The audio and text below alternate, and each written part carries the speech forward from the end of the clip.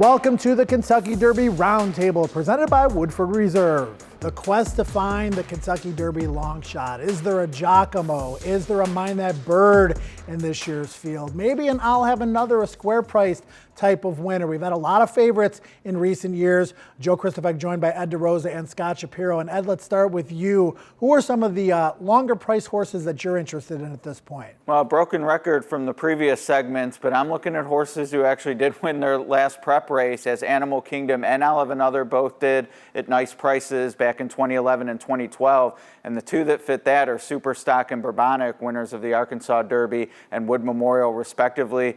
They were, Bourbonic in particular, the longest price Todd Pletcher's ever have win a race. He's going to be a long price again here, but they're going in the right direction, and it just seems like if it's your day on May 1st, that might be good enough. That's a really good point, Scott. Some of the long shots that I'm interested in, Mandaloun, Midnight Bourbon, Obesos, we'll talk a little bit about those.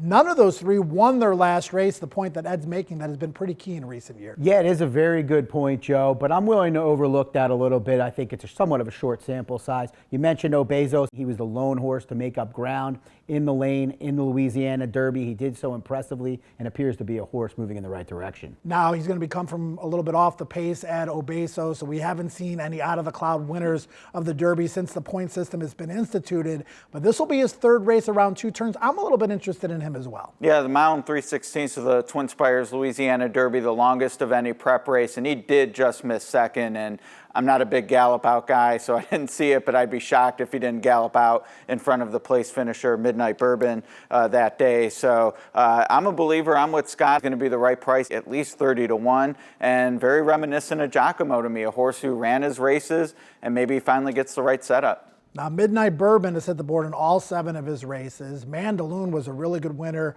of the Risen Star. Both of those horses coming in from Louisiana, where I was based all winter. I'm interested in both, but two separate stories here, Scott. Midnight Bourbon, the model of consistency. Mandaloun threw in a clunker in the Louisiana Derby. He sure did, but if you're able to overlook that clunker, maybe assume that horses, most of them will throw in the occasional clunker. He does fit in this group. The blinkers went on in the Risen Star. He ran his fastest race ever, a triple-digit Brisnet speed rating. I think I may be willing to overlook that effort, Joe. Ed, any thoughts? Well, there's one winner we haven't talked about yet, and it's a long shot I don't like, and that's Tampa Bay Derby winner Helium. I don't expect him to take a lot of money. I don't like the time between races. I don't like that he hasn't raced beyond a mile on the 16th. So he is one winner I'm against. Yep. Yeah, and Hidden Stash coming out of that same race did come back and run in the Lexington. I think he might be a little bit interesting for third or fourth if you're playing trifectas or superfectas. With a 20-horse Kentucky Derby field, no doubt it is the best race to bet the entire year. You're going to find some square prices. You're going to find some long shots.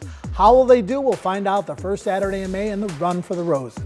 The road to the Kentucky Derby has been presented by Woodford Reserve.